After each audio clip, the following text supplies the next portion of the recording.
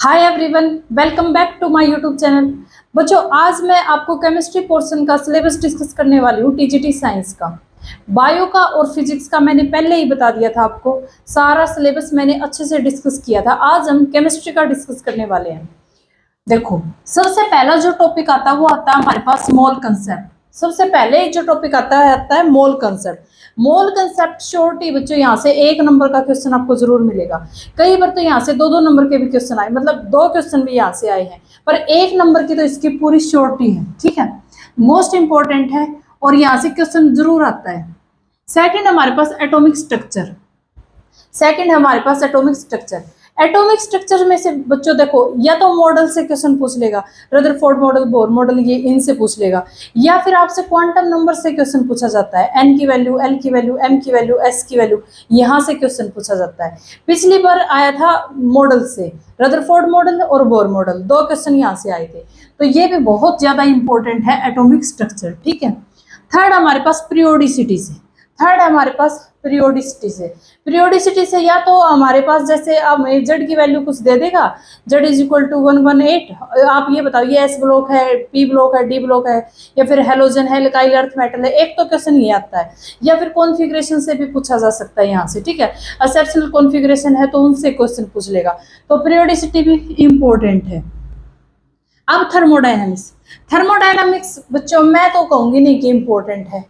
यहां से बिल्कुल बेसिक 1 नंबर में कई बार आ जाता, कई बार नहीं आता।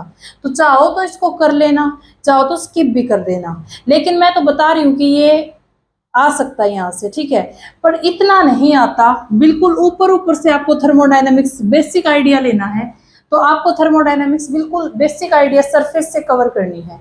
कई बार आता है और कई बार यहाँ से नहीं आता। 11th क्लास का टॉपिक है ये। ठीक है। अब हमारे पास गैसेज। अब बच्चों हमारे पास गैसेज। देखो, गैसेज मोस्ट इंपॉर्टेंट है। गैसेज मोस्ट इंपॉर्टेंट है। सबसे पहले इसमें है नोबल गैस। नोबल गैस में बच्चों देखो, ये जो स्कूबा ड्राइवर है, यहाँ से अस्थमा के पेशेंट है, उनके जो सिलेंडर है उसमें कौन सी गैस भरी जाती है, इस टाइप से हमें जो बेसिक साइंस है वो देता है। ठीक है। नोबल गैस से ईलियम का क्या काम है, नियोन, आर्गन, क्रिप्टोन, जीनोन, ये सारे अमीन के फंक्शन दे देता है। 1 नंबर का क्वेश्चन। दूसरा ग्रीन हाउस गैस। गैस लिखा मैंने यहाँ, ग्रीन हाउस गैस। गैसेज में ग्रीन हाउस गैस के बारे में पता होना चाहिए। बाकी जो ग्रीन हाउस गैस है, इन्वायरमेंटल केमिस्ट्री में जो ग्रीन केमिस्ट्री में बहुत इंपॉर्टेंट है। Green house effect, ozone layer depletion, acid rain, ये 3 बहुत इंपॉर्टेंट है। तो ग्रीन हाउस गैसेस से भी क्वेश्चन पूछता है। ठीक है।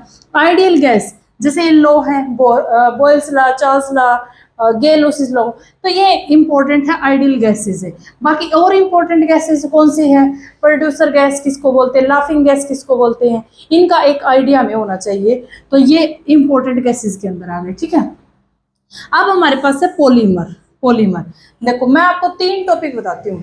Polymer, chemistry in everyday life, environmental chemistry, भर भर के यहाँ से क्वेश्चन देता है टीजीटी साइंस में। पॉलीमर से, इन्वायरमेंटल केमिस्ट्री से, और केमिस्ट्री इन एवरीडे लाइफ से, यहाँ से क्वेश्चन कंफर्म आते हैं और बहुत ज्यादा आते हैं।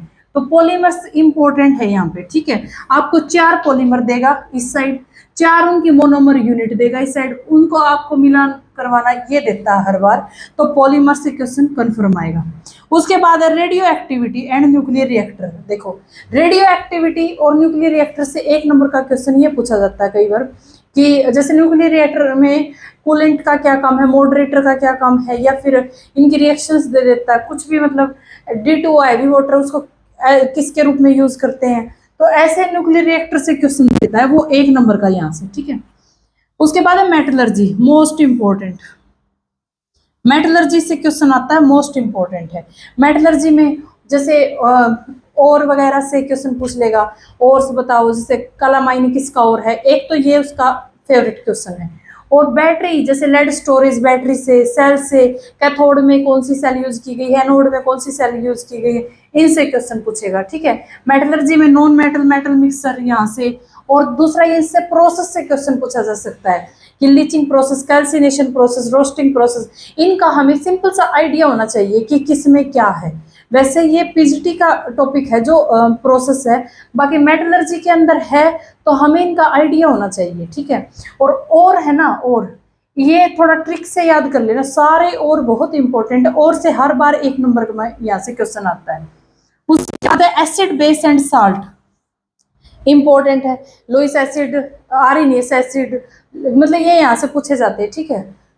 अब है केमिकल बॉन्डिंग। केमिकल बॉन्डिंग से जो उसका favourite, all time favourite question है हाइब्रिडाइजेशन। हाइब्रिडाइजेशन से वो यहाँ से क्वेश्चन देता है। देखो पूरी केमिकल बॉन्डिंग इंपॉर्टेंट है, मैंने तो पूरी करवाई है, लेकिन जो उस पूछता है ना वो हाइब्रिडाइजेशन से क्वेश्चन यहाँ से ज्यादा डालता है। अब है कैटालिस्ट एंड प्रोसेस। कैटालिस्ट और प्रोसेस में 2 टाइप के हैं यहाँ से। एक तो हमारे पास वो कैटलिस्ट है जो सरफेस केमिस्ट्री के अंदर है, जाइमेज है, माल्टेज है, कड है, उसको उसमें कन्वर्ट करने के लिए, दूध को कड में कन्वर्ट करने के लिए लैक्टिक एसिड है। एक तो ये वाले कैटलिस्ट है जो इंपॉर्टेंट है। दूसरे कैटलिस्ट ये है हैबर प्रोसेस के अंदर कौन सा कैटलिस्ट यूज किया गया, ओस्टवाल्ड के अंदर कौन सा कैटलिस्ट है। तो ये कैटलिस्ट है, ये हमें अच्छे से पता होने चाहिए। एक क्लास प्रॉपर कैटलिस्ट की ही लेंगे हम, तो उसमें कैटलिस्ट हमारे सारे कवर हो जाएंगे, ठीक है। अब एक ये 2 टॉपिक है ना, जितने स्टार लगाना चाहो लगा लो यहाँ से। एवरीडे लाइफ और इन्वायरमेंटल केमिस्ट्री। एवरीडे लाइफ में drugs, chemicals in foods, soap and detergent, indicator भी यहीं से आएगा। ये मोस्ट इंपॉर्टेंट है, ड्रग्स के बारे में पता होना चाहिए, फूड के अंदर केमिकल्स, सोप के बारे में, डिटर्जेंट के बारे में।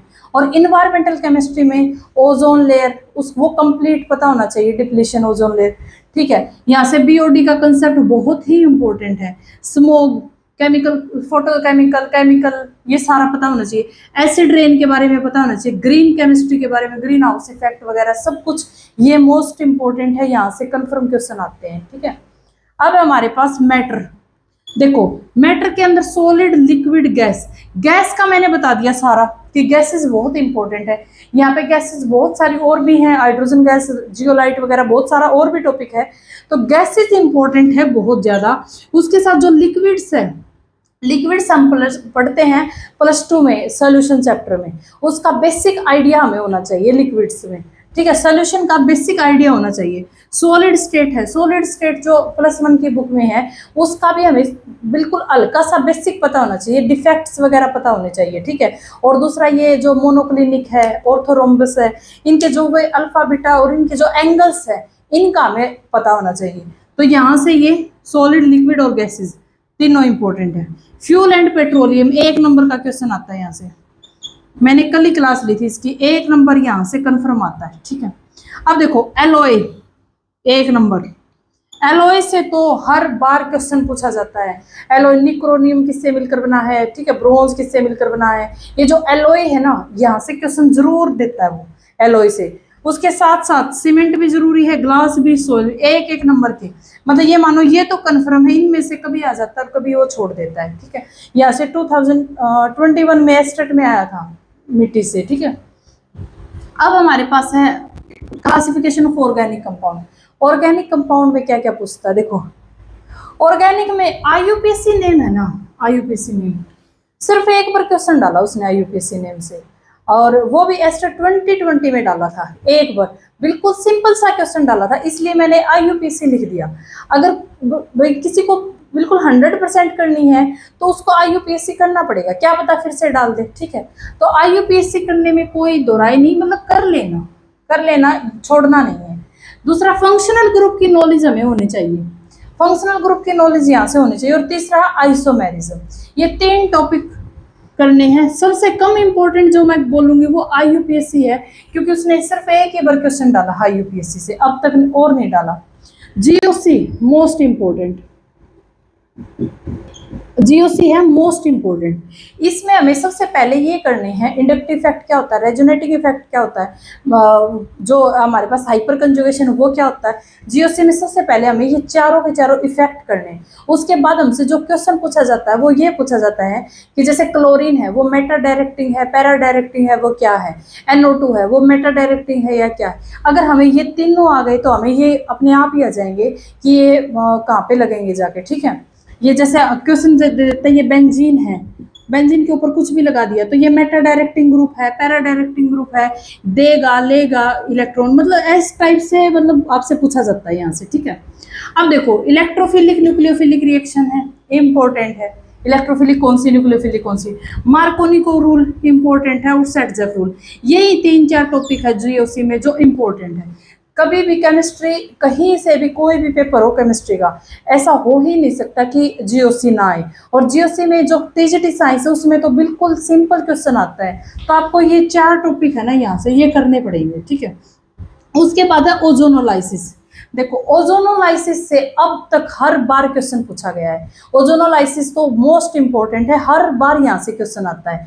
तो जो ओजोनोलाइसिस है हमारे पास बिल्कुल इजी है, बिल्कुल एक मतलब ट्रिक है ये, मानो जैसे कोई भी रिएक्शन दे रखी है उसका ओजोनोलाइसिस हमें करना, तो बिल्कुल एक ट्रिकी सा मेथड है जो ओजोनोलाइसिस के लिए आपको बिल्कुल हल्का सा पता होना चाहिए।